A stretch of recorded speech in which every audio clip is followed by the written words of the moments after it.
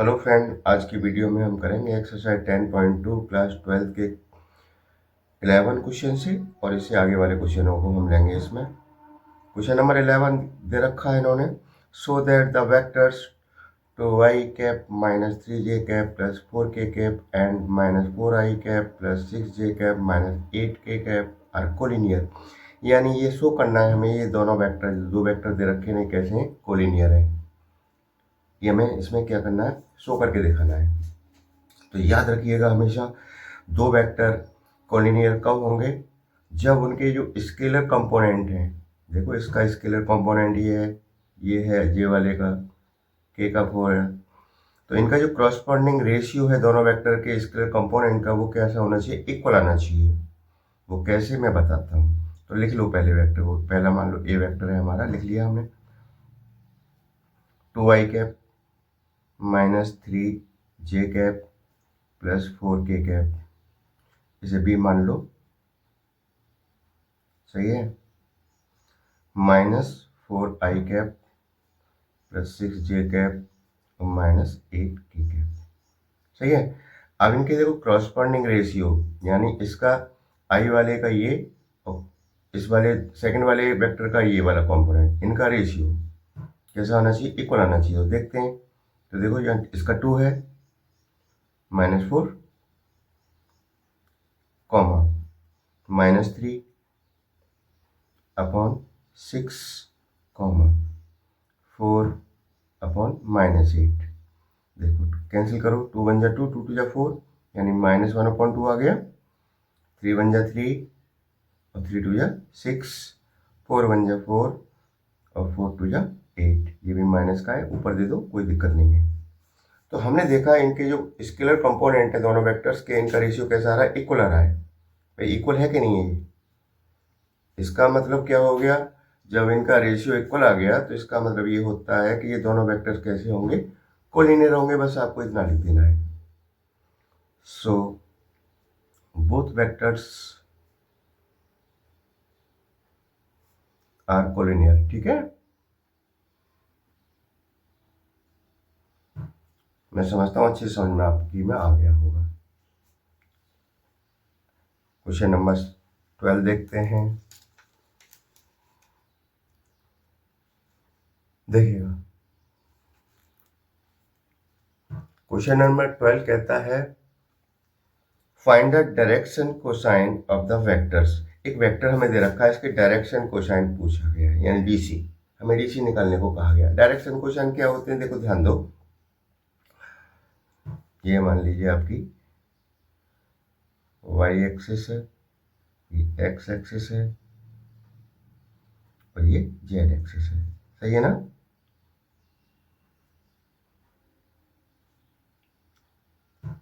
अब देखो ना ध्यान से, ये कोई वेक्टर भी है आपका, ये कोई वेक्टर है आपका, ये ओ है हमारा ओरिजिन, ये पी है, ये मान लो आर वेक्टर है हमारा, सही है ना।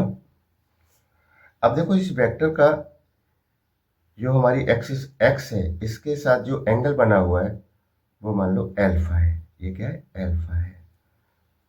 और इसी हमारे वेक्टर का वाई एक्सिस के साथ जो एंगल है वो बीटा है, और इसका जेड वाली से ये जेड एक्सिस है, इसके साथ गामा है। ये हमें एंगल हैं, हमारे एंगल हैं इस वेक्टर से, एंगल बने हुए हैं एक्सिस के, तीनों एक्सिस के, अल्फा बीटा गामा।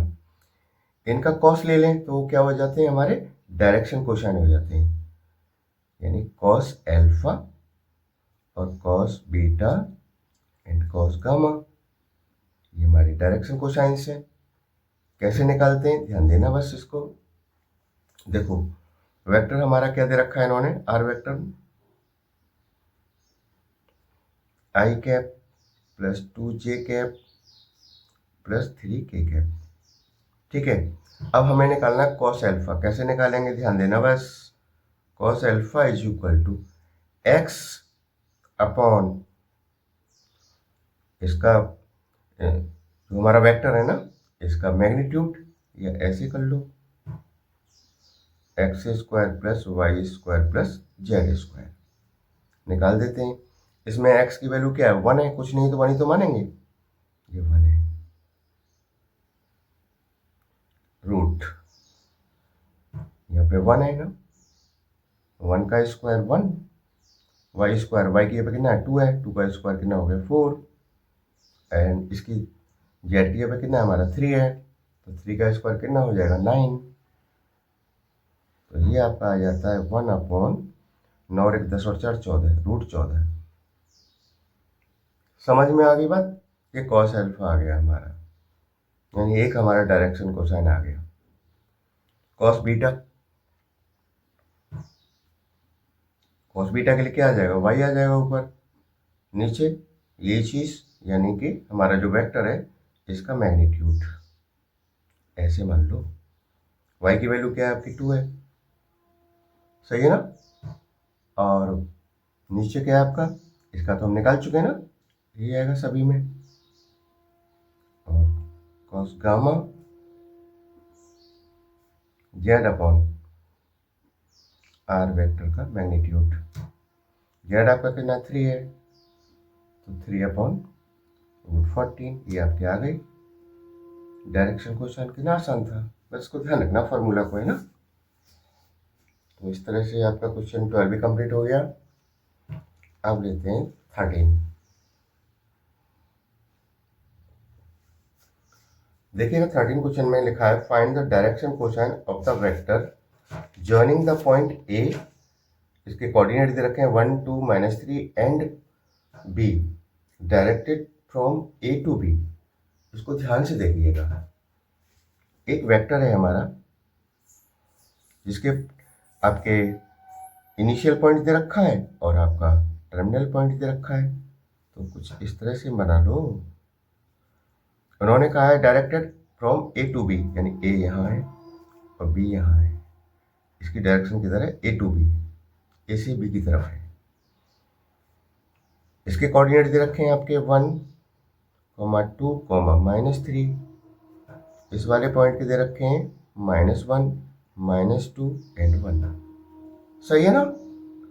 अब वो कह रहे हैं ये जो हमारा जो ए बी वेक्टर है ना, इसके डायरेक्शन कोसाइन बताओ, तो हमें पहले ए बी वेक्टर पता तो चल जाए, ए बी वेक्टर हमारा बनाया कहाँ है, अभी है भी नहीं हमारे पास, केवल कोऑर्डिनेट तो दे रखे हैं। तो देखो ए बी वेक्टर कैसे निकलेगा, बहुत ध्यान से देखिएगा।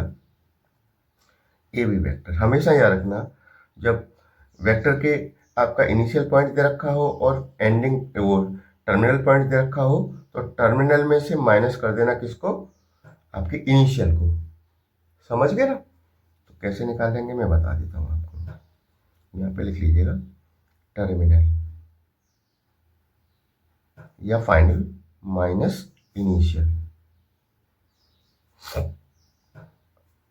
तो टर्मिनल के हमारे कितने हैं कोऑर्डिनेट, ये रहे, और इनिशियल के पॉइंट ये हैं, तो इसको आई के साथ लगा के लिख लो, यानी हमारा हो जाएगा ए बी वेक्टर हमारा, आई इसके साथ लगाएंगे तो -i कैप, सही है ना, -2j कैप प्लस का k कैप, माइनस इनिशियल वालों के साथ लगा लो, जो हमारे 1 2 3 है ना, ये x y z है, तो इनके आई के साथ लगा दो इनको, उनके आई जे के साथ हमारे यूनिट वेक्टर के साथ, तो क्या हो जाएगा, ब्रैकेट लगा लेना क्योंकि माइनस का साइन है तो ये चेंज करेगा अंदर वाले साइनों को, तो i कैप प्लस 2 है ना, 2j कैप -3k कैप, सही है ना। अब इसको सिंप्लीफाई कर दो, -i cap -2j cap plus k cap minus, अब चेंज हो जाएंगे अंदर के साइन, i कैप ये भी माइनस का हो जाएगा और ये प्लस का हो जाएगा 3k कैप, तो माइनस का आई और एक और माइनस का आई, कितने हो गए माइनस के 2i कैप, माइनस का 2j माइनस का 2j माइनस के 4j प्लस का k प्लस का 3k प्लस के 4k कैप, ठीक है। ये हमारा ए बी वेक्टर आ गया, क्या आ गया, ए बी वेक्टर आ गया हमारा। अब हमें क्या निकालना है, डायरेक्शन क्वेश्चन निकाले, जैसे मैंने अभी निकाले जस्ट इससे पहले वाले क्वेश्चन में। अब तो बहुत आसान है आपके लिए, तो देखो कॉस अल्फा कैसे निकलेगा,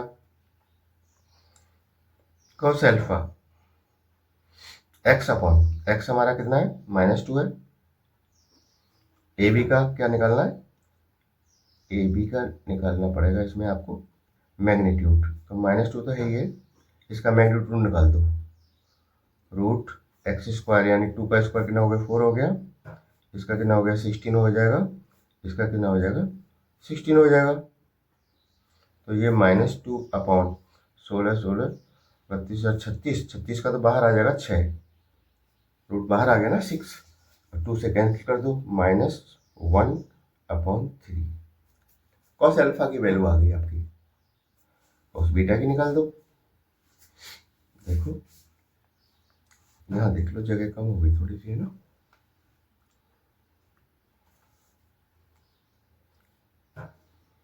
कॉस बीटा, कॉस बीटा के लिए क्या करेंगे, अल्फा के लिए तो हम क्या लेते हैं, ये एक्स लेते हैं ऊपर, बीटा के लिए क्या लेंगे वाई लेंगे, और गामा के लिए क्या लेंगे जेड लेंगे, ठीक है ना। नीचे क्या है इसका हमारे वेक्टर का मैग्नीट्यूड है वो हमारा 6 निकल चुका है, तो इसका कितना है -4 है ना, अपॉन मैग्नीट्यूड कितना है हमारा 6 आया था, कैंसिल कर दो, 2/3 कॉस गामा 4/6, तो 2 से कैंसिल कर दो, 2 2 या 4, 2 3 या 6। तो देखो हमारे आ गए, कॉस अल्फा की वैल्यू ये रही, कॉस बीटा की वैल्यू ये रही, कॉस गामा और कॉस गामा की वैल्यू ये रही। हमारे डायरेक्ट से क्वेश्चन आ गए हमारे आराम से, ठीक है ना। अब क्वेश्चन नंबर करते हैं हम 14 क्वेश्चन को देखिएगा ध्यान से। ये कह रहे हैं so that the vector i j plus k is equally inclined the axis O x O y o z. देखो ध्यान देना अच्छे से, देखिएगा मैं पहले समझा देता हूँ आपको, है ना, जो समझ में अच्छे से आएगा। ये एक्सिस बना लो पहले, ये हमारे वाई एक्सिस है, ये हमारा एक्स एक्सिस है, और ये हमारा जेड एक्सिस है, सही है ना, ठीक। अच्छा ये हमारा ओरिजिन है ओ। अब देखिएगा कोई वेक्टर है, ये कोई वेक्टर है हमारा आर वेक्टर है, ठीक है, इसको पी मान लो, इसका टर्मिनल पॉइंट और इनिशियल है आपका ओ, ओरिजिन, ठीक है। अब वो कह रहे हैं हमें शो करना है जो वेक्टर है ना is equally inclined to the axis O x O Y और ओ जेड। देखो ये हमारा जो वेक्टर है ओ एक्स हमारी कहाँ है, ये रही, इस पे जो एंगल बना रहा है मान लो एल्फा है, ओ वाई हमारी ये है, वेक्टर मेरा ये है, ये एंगल बना रहा है मान लो इससे बीटा, और हमारा जो एंगल ओपी है या आर वेक्टर है ओ जेड से कितना बना रहा है मान लो गामा। तो वो ये कहना चाह रहे हैं कि ये तीनों एंगल कैसे हैं, इक्वल है, इक्वली इंक्लाइंड, यानी जो झुकाव है यानी जो एंगल है हमारे तीनों कैसे हैं, इक्वल है। तो टू प्रूफ क्या करना है हमें, ये देखो पहले alpha is equal to beta is equal to gamma. ये कहना चाह रहे हैं कि जो एंगल है हमारे तीनों, यानी जो वेक्टर का जो तीनों हमारे वो एक्सिस हैं उनसे इनका जो झुकाव है जो एंगल है वो कैसा है, इक्वल है, ये हमें शो करना है। बात समझ में आ गई, ठीक है। तो झुकाव के लिए हमें क्या निकालना पड़ेगा, कोसाइन, डायरेक्शन कोसाइन निकालने पड़ेंगे।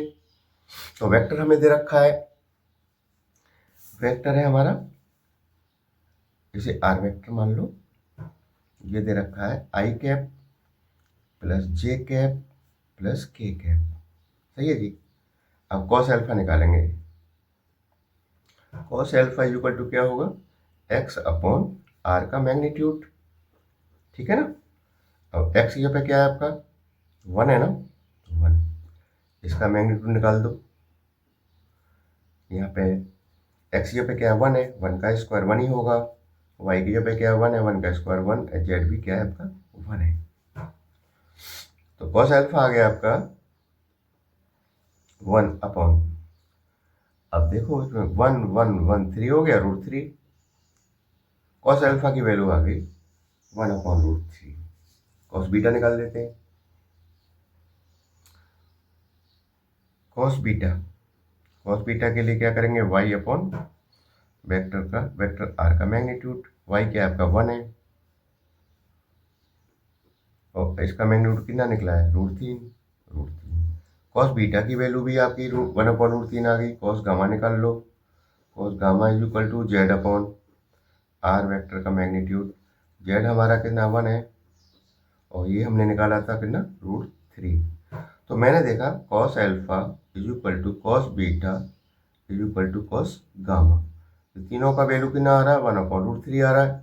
इसका मतलब हमारे जो एंगल हैं कैसे हैं, बराबर हैं। So alpha is equal to beta is equal to gamma, यानी हमारे तीनों एंगल के यहाँ बराबर आ रहे हैं, जो सभी की वैल्यू बराबर आ रही है ना कॉस लगा के।